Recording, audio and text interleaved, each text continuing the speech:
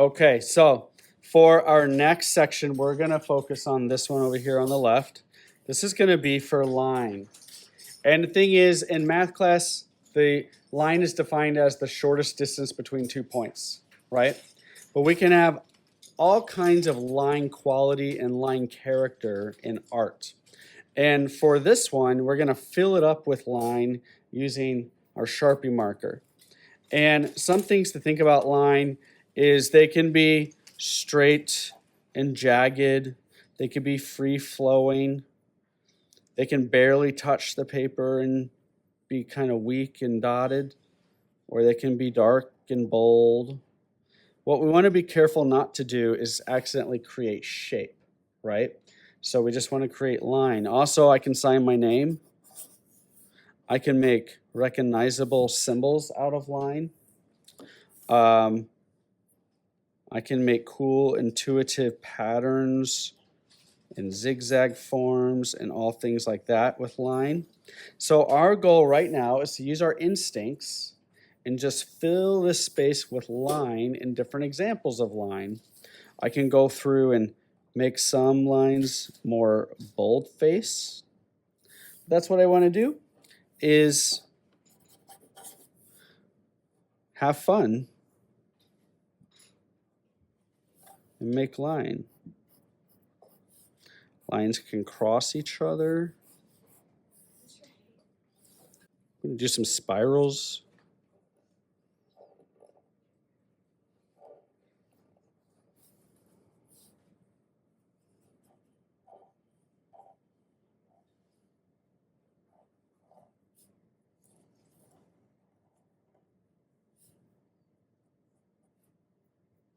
Just use your artistic instincts.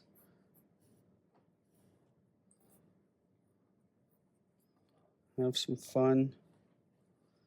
Any kind of writing or letters uses line. Unless you're making bubble letters and block letters, that's more like shape, right?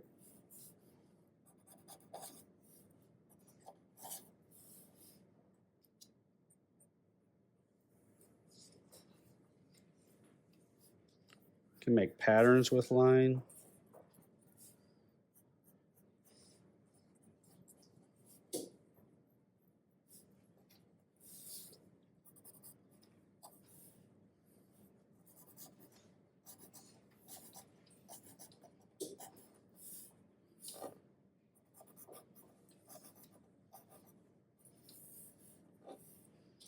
And then feel free to go back through and thicken some of your lines.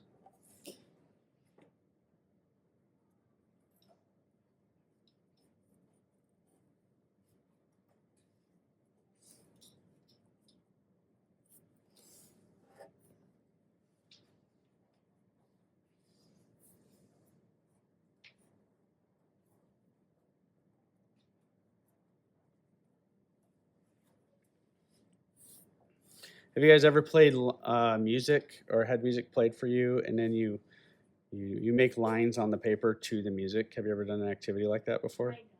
It's kind of fun. It's a cool way where art and line quality can overlap into feelings and musical sounds and things of that nature.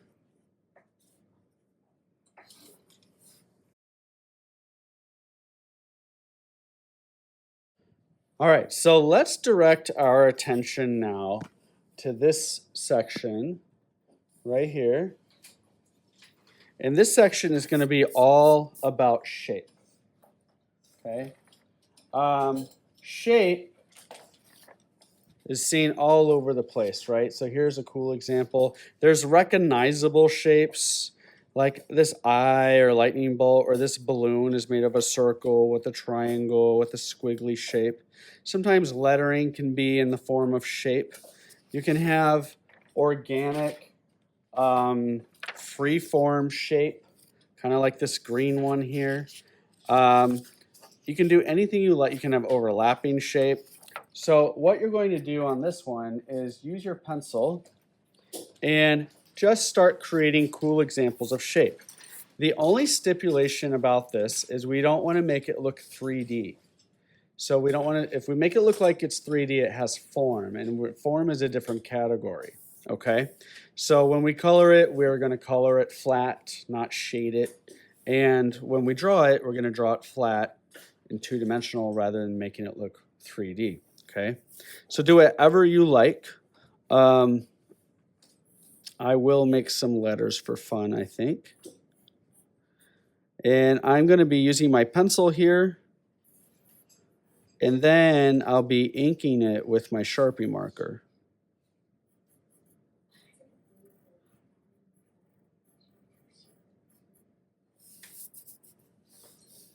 The lightning bolt is a really fun shape. I love that one. I like to play cards. So maybe I'll put some suits in here. What's the other suit? A diamond. And a spade, right? A spade is like an upside down heart with a stem. It's kind of a goofy one, but that's cool. That's cool.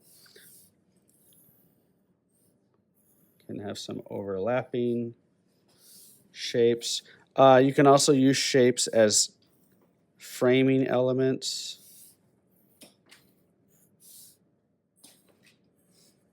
And when you feel like you've done enough shape, grab your Sharpie marker. I think I need some free-form blobby shapes. Now the beauty of doing this in pencil is when you ink it, you only ink the lines that you want to keep, and then we hit it with the eraser to get rid of other stuff. So now I'm switching to my Sharpie marker. And I'm going to ink it. Now anytime you're inking something with your marker, try not to go too slow. Try to be fluid with intuition, just like you were when you did it in pencil. If you pause too long with the marker, you're going to get those black dots. If you end up missing the pencil line, that's really not a big deal because we can erase whatever you missed. In fact, it's almost a way to improve mistakes, like when I made a mistake on my clover, I can fix it right there, see?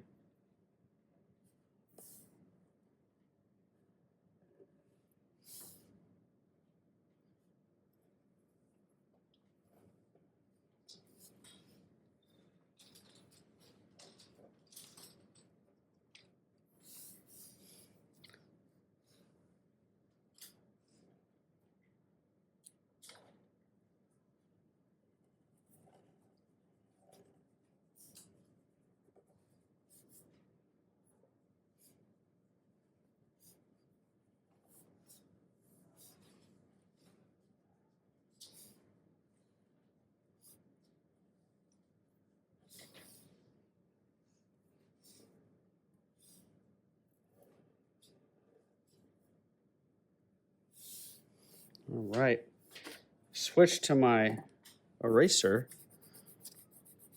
Now I can just start erasing the pencil lines that I didn't need.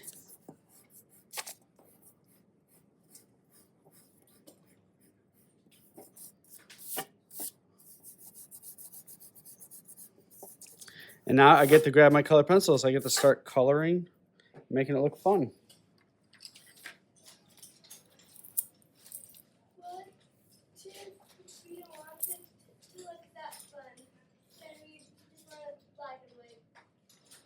That's fine. Remember, the ultimate goal is to show all the things, right? All the elements of art and make this whole thing look good. So if you think you can make it look good, it's all black and white, and you're doing it nicely and thoughtfully, then that's fine. Okay?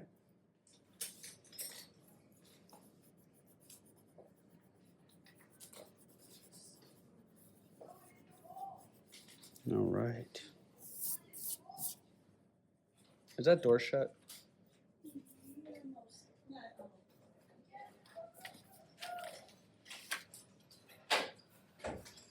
Thank you so much.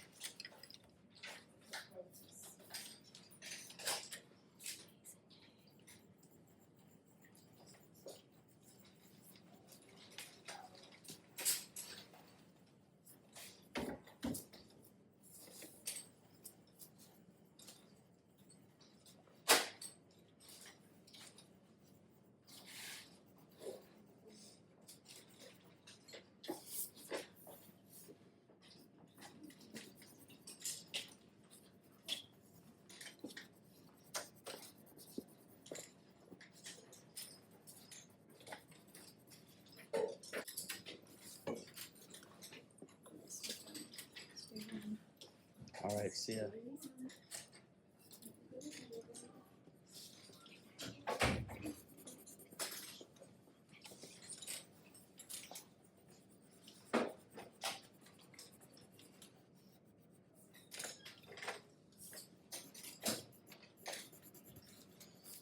All right. I went red with my my suits here.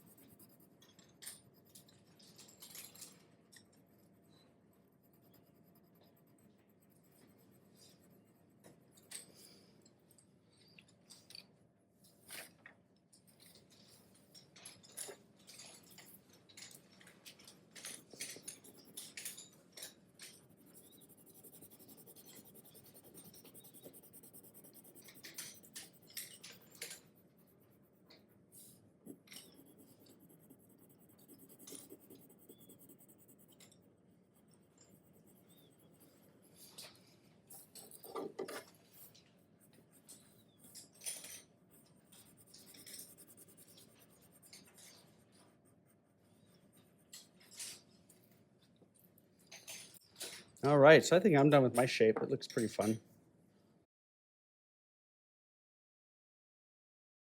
This section right here is going to be for texture. And texture can be thought of in a lot of different ways, right? So here's an example of a space that's showing texture. But it's important to be thinking about texture in all of its different facets. First of all, isn't texture how something feels? So literally how something feels when you touch it, that's texture. But in the elements of art, texture has other properties as well. For example, what if you think about what we did the other day when we were learning the difference between scribbling and feather tipping? Both of these are color pencil, but I've achieved different textures with how I apply it to the paper. The same is true with paint, right? You can spray paint, sponge paint, paint with a brush. You can roll paint on with a paint roller. And all the different ways in which you put the paint on can give you different texture applications, okay? Also, texture is how something looks like it feels. So if it looks spiny or soft and fluffy or furry or wet, you're creating the sense of texture with your art. So that's what we want to do in this section here, is we want to create all kinds of looks of texture. I'm going to start off with my pencil, and you can draw whatever you want. You want to fill the space well, and you want to make it look cool, right? So if you're interested in doing the rose like I did, I'll show you how I did that. But you don't have to do a rose. You can do whatever you like. Anything that has texture, you can make fluffy things, you can make jaggedy things, you can make sharp things, you can do whatever you like. So if you want to do a rose, I'm going to start off with pencil. The way I did that stylized rose is I make kind of a wide spiral like that, okay? And then I'm going to go to the outer edge and curve down right off of it. And then this outer edge, or the end of that, and curve down right off of it as well. okay? Then all you have to do is on the outer edge of all your spirals, you underlap. See? And that creates the idea of spiraling ribbon in a way, but it's a rose in this case. Now, down here, just connect that to a stem topper there. And then kind of make a cool little stem. You can make some leaves. And then maybe add some thorns for texture. That would be cool. So I think I did a cactus, so I could do that. Start at the bottom, and it's almost like drawing weird fingers. Little cactus there. And I'm gonna ink this with Sharpie, so I'll wait till I have the Sharpie to do the little thorns, okay? You could do, you know, maybe a little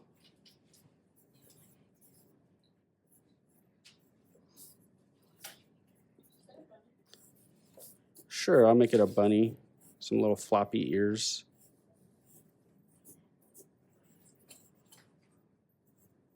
Little eyebrows.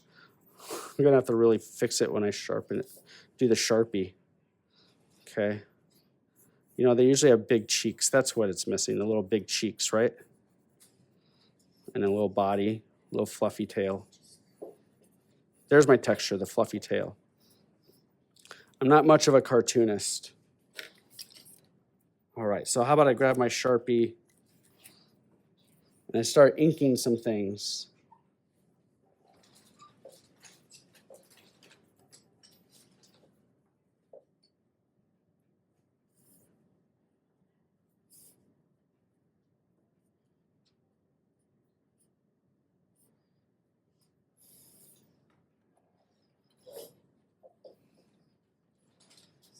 And remember, when I ink, if I don't hit all the pencil lines just right, it's no big deal because I've got the eraser to take care of that.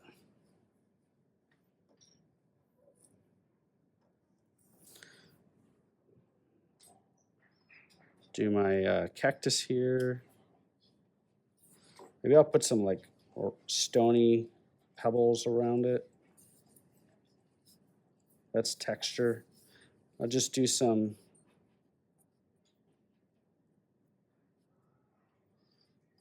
spines and thorns. Do the same thing on my rose over here too. All right, now I got my bunny.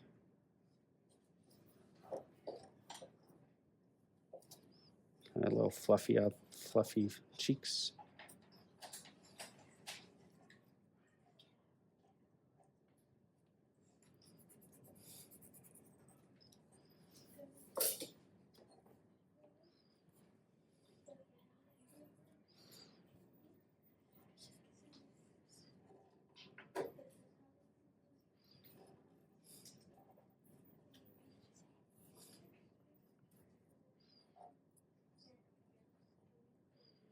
Give them some big feet right there.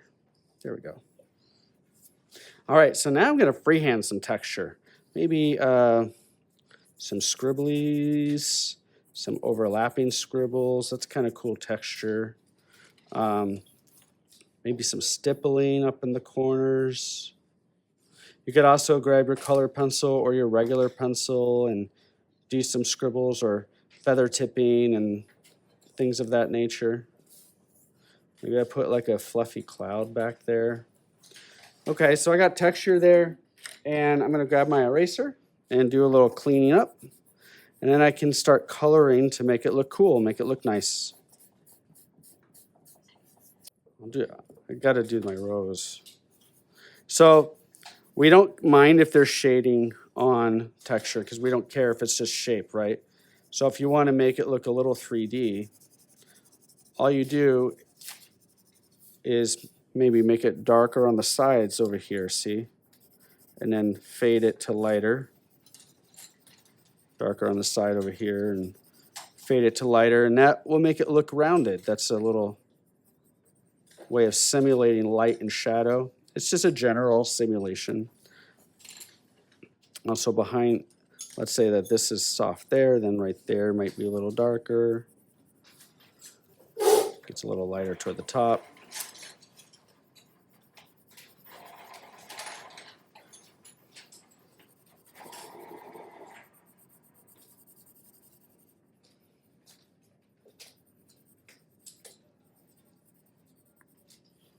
Like down inside the rose, I'm making it darker and then lighter as it comes up.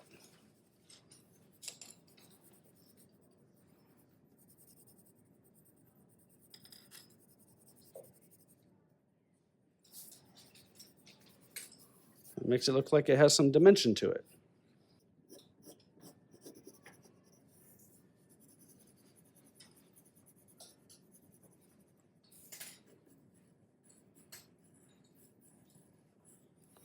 Maybe put some texture like in the leaves with my color pencil like that. Now it comes to my cactus. If I just color one side of everything green, it kind of looks like some light is hitting it.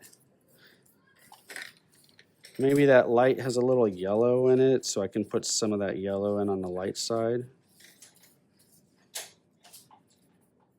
Give my bunny some blue eyes.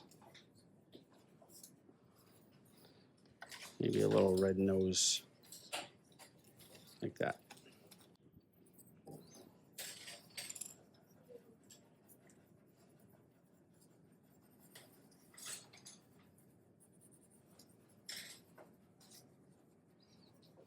Cool.